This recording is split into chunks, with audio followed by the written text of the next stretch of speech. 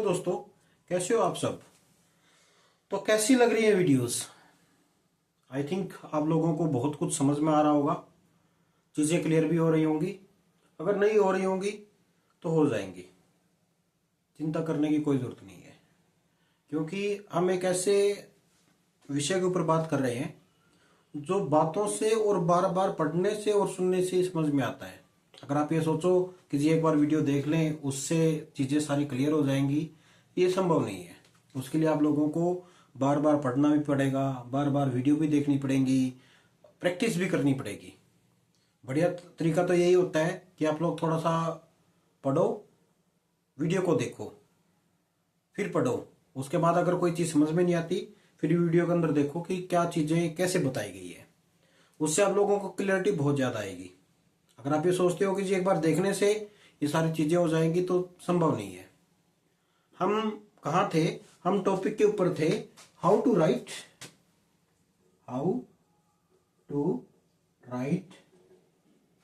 Effective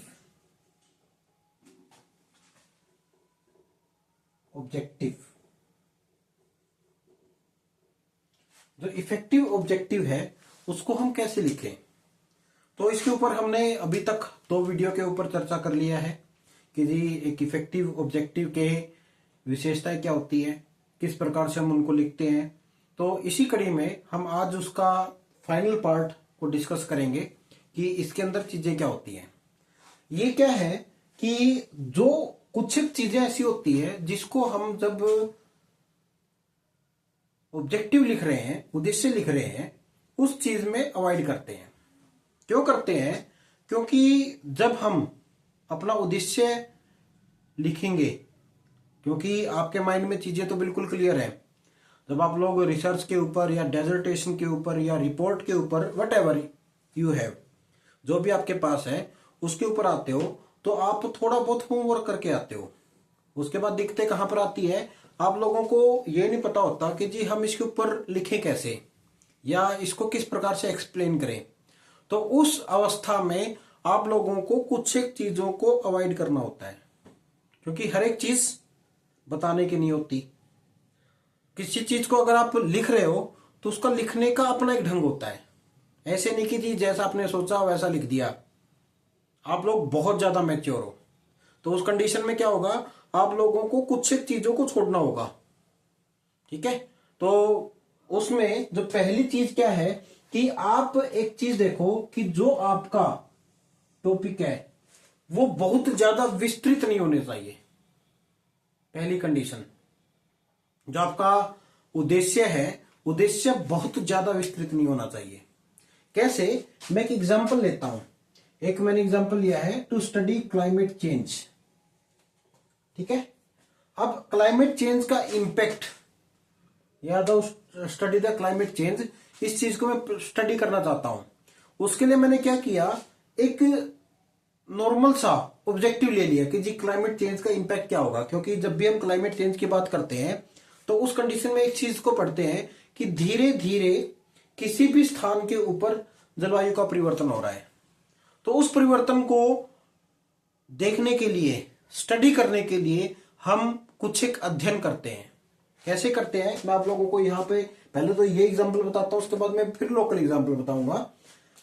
to model the impact of rising sea surface temperature, मैं एक ऐसा model को डेवलप कर लूं या कोई एक ऐसा मॉड्यूल्स बना लूं जिससे मैं क्या कर सकूं कि जो राइजिंग सी सरफेस हो रहा है, मतलब जो समुद्र तल में वृद्धि हो रही है, उसका इंपैक्ट, टेम्परेचर का इंपैक्ट उसके ऊपर कैसे पड़ रहा है। वो नॉर्थ अमेरिका का हो सकता है, साउथ अमेरिका का हो सकता है, पैसिफिक ओशियन का हो सकता है, किसी का भी हो सकता है। तो जब मैं इस चीज को ले रहा हूं, मेरे पास रिसोर्सेज नहीं है, या फिर आप ये कह सकते हो कितना बड़ा वो ले लिया मैंने, एरिया ले लिया, या आप कह सकते हो इतना बड़ा ब्रॉड टॉपिक ले लिया, तो उस कंडीशन में क्या होगा, आपका ऑब्जेक्टिव अच्छा नहीं होगा। ठीक है, तो उस कंडीशंस में जब भी आप लोग ऑब्जेक्टिव को लिखो तो उस कंडीशंस में आप लोगों को बहुत ज्यादा बड़ा या अटपटा उद्देश्य नहीं लेना। ठीक है, उस कंडीशंस में आप लोगों से एक ही वो चीज है कि आप उस चीज को लो जो चीजें बिल्कुल सीमित हों, जिस चीज को आप मॉनिटर कर सको, जिस चीजों को आप आसानी से प्राप्त कर सको। ठीक है, उदाहरण टोहाना के पास है एक मेरा दोस्त, वो कुछ एक स्टडी कर रहा है और वो क्या कर रहा है, अपने एक फील्ड के अंदर ही अपने इंस्ट्रूमेंट बनाता है और उनकी टेस्टिंग करता है, जिससे क्या है कि उन चीजों को मॉनिटर कर रहा है वो। ठीक है, आप ये सोचो कि ये काम करता हूं मैं, इसको पूरे डिस्ट्रिक्ट में लगा देता हूं, ऐसा नहीं हो सकता। उस कंडीशन में आपको क्या करना पड़ेगा, अपना जो एरिया है वो छोटा रखना पड़ेगा। अगर आप ब्रॉड के ऊपर जाओगे, बहुत बड़े क्षेत्र के ऊपर जाओगे, तो उस कंडीशंस में आपके ऑब्जेक्टिव अच्छे नहीं रहेंगे। Second, simply described activities. जो आपकी एक्टिविटीज होती है या जो भी आप चीज को एनालाइज करना चाहते हो, उसको सिंपली डिस्क्राइब करो, आसानी से उस चीजों का वर्णन करो। कैसे, क्या होता है कि to read 5 books on the topic. आप एक काम करो, 5 बुक पढ़ो किसी भी टॉपिक के ऊपर। ठीक है, उसके बाद उद्देश्य लिखो, वो उद्देश्य नहीं होगा। बढ़िया कंडीशन क्या है, इसके बनिस्पत जो आपकी बौद्धिक आउटपुट है या बौद्धिक जो आपका उत्तर है, उस चीज को आप अपने ऑब्जेक्टिव के अंदर लेके आओ। आप लोगों को जब मैं एक चीज बोलता हूं, रिव्यू ऑफ लिटरेचर पढ़ो, रिव्यू ऑफ लिटरेचर का या बहुत सारे पेपर पढ़ो, उसका इंपैक्ट क्या आता है, उसका इंपैक्ट ये आता है कि आप लोगों को ये पता चल जाता है कि जी हाँ, मेरे ऑब्जेक्टिव क्या होंगे। तो वो क्या होगा, जो आपकी इंटेलेक्चुअल माइंड है उस चीज को क्या करेगा, वो जागृत करेगा। तो जो आपका बौद्धिक ज्ञान है, किताबी ज्ञान से जो आपने बौद्धिक ज्ञान प्राप्त किया है, उस चीज को अपने ऑब्जेक्टिव के अंदर लेके आओ। ठीक है, मैं एक अपनी लाइफ से जुड़ा हुआ एक एग्जाम्पल बता रहा हूं, क्योंकि मैं भी थोड़ा सा एक्सपेरिमेंटल व्यक्ति हूं। मैंने अपने खेत के अंदर गेहूं लगा रखा है आज के टाइम पे, और गेहूं के अंदर मैं कुछ नहीं डाल रहा। ठीक है, मैं कहता हूं जी मैं गेहूं को बिना किसी कीटनाशक के, बिना केमिकल फर्टिलाइजर्स के तैयार करना चाहता हूं। और उसका क्या हुआ,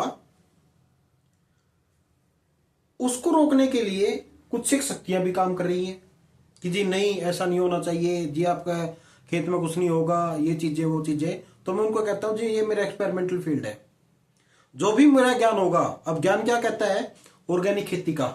ऑर्गेनिक खेती क्या कहती है, ऑर्गेनिक खेती को करो, उससे आप लोगों को ज्यादा आमदनी होगी। आप लोगों जब उसके अंदर जाते हो, अखबारों के अंदर भी पढ़ते हो, बहुत सारी चीजें के अंदर आता है कि जी ऑर्गेनिक फार्मिंग करके फलाना व्यक्ति इतने कमा रहा है। बल्कि एक पीछे से अखबार के अंदर एक हेडिंग आई थी कि अंबाला के पास एक व्यक्ति है, ऑर्गेनिक सब्जी उगाता है, ऑर्गेनिक अनाज उगाता है, और पहले उसके अनाज बिकता नहीं था, फिर उसकी बेटी ने चंडीगढ़ के अंदर उसका प्रचार किया, प्रसार किया।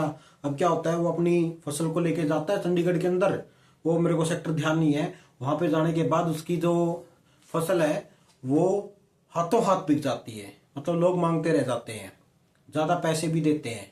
अब क्या होगा, जब मैं उस चीज को, अभी मैं एक्सपेरिमेंटल फेज के ऊपर हूं, जब एक तो मैं 5 किताबें पढ़ के किसी चीज निष्कर्ष पे पहुंचू, दूसरा क्या है, मैं इंटेलेक्चुअल आउटकम को ही अपने ऑब्जेक्टिव के अंदर लेके आऊं। ठीक है, मैं उस चीज को स्टडी कर रहा हूं। स्टडी करने के बाद मैं एक चीज कहता हूं, ऑर्गेनिक फार्मिंग है, उसका ये इंपैक्ट पड़ेगा। अब मैं क्या कर रहा हूं, मैं उस चीज को एक्सपेरिमेंट के रूप में लेके आ रहा हूं। ठीक है, तो वो इंटेलेक्चुअल जो आउटकम्स है, बौद्धिक ज्ञान है या बौद्धिक जो आपकी आउटपुट है, उस चीज को मेनली चीजों को रखो।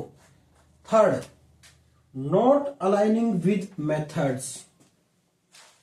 अगर आपका ऑब्जेक्टिव है वो आपके जो मेथड्स हैं उसके साथ अलाइन होने चाहिए। ये नहीं है कि जी हमारे जो मेथड्स हैं वो आपके ऑब्जेक्टिव के साथ अलाइन ना हो। उदाहरण के लिए, आपको के पास 2 ग्रुप्स हैं, एक्स और वाई।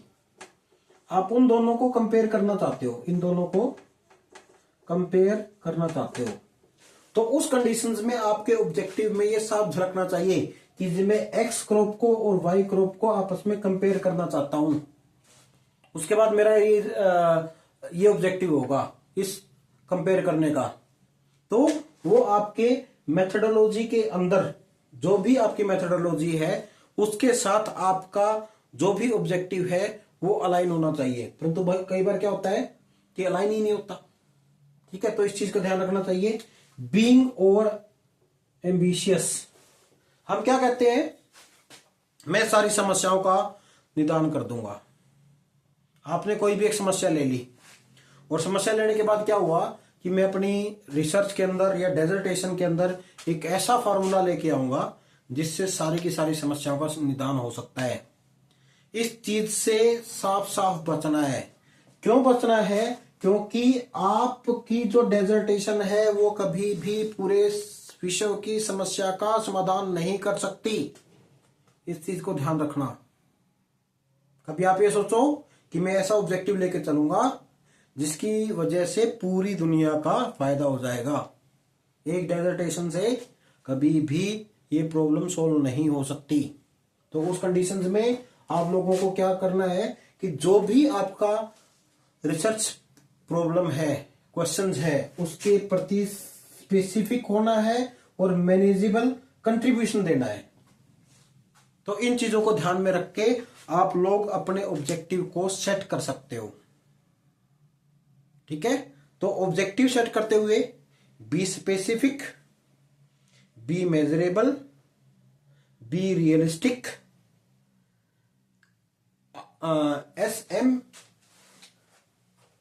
SMART, ये था ना, specific, measurable, ambitious, realistic, time bound. ठीक है, आप लोग इसको पुरानी वीडियो में देखोगे तो उस कंडीशन में जब भी आप अपना ऑब्जेक्टिव को अचीवेबल, सॉरी ये है अचीवेबल, तो जब भी specific, measurable, achievable, realistic, time bound, जब भी आप अपना ऑब्जेक्टिव डेजर्टेशन का या रिपोर्ट का, किसी भी चीज का, जब भी आप अपना ऑब्जेक्टिव को सेट करो तो इन चीजों का ध्यान रखना। ठीक है, तो अगर आप इन चीजों का ध्यान रखोगे तो आपकी डेजर्टेशन का ऑब्जेक्टिव बहुत अच्छा होगा और आपका जो काम है वो भी बहुत अच्छा होगा। तो अगर आप लोगों को मेरे द्वारा दी गई जानकारी बहुत अच्छी लग रही हो तो चैनल को सब्सक्राइब कर लें, अपने दोस्तों के साथ शेयर करें, उनको भी बताएं ताकि आप लोगों का प्यार मेरे तक पहुंचे। लाइक करते रहें और ज़्यादा से ज़्यादा शेयर करें। बहुत बहुत धन्यवाद।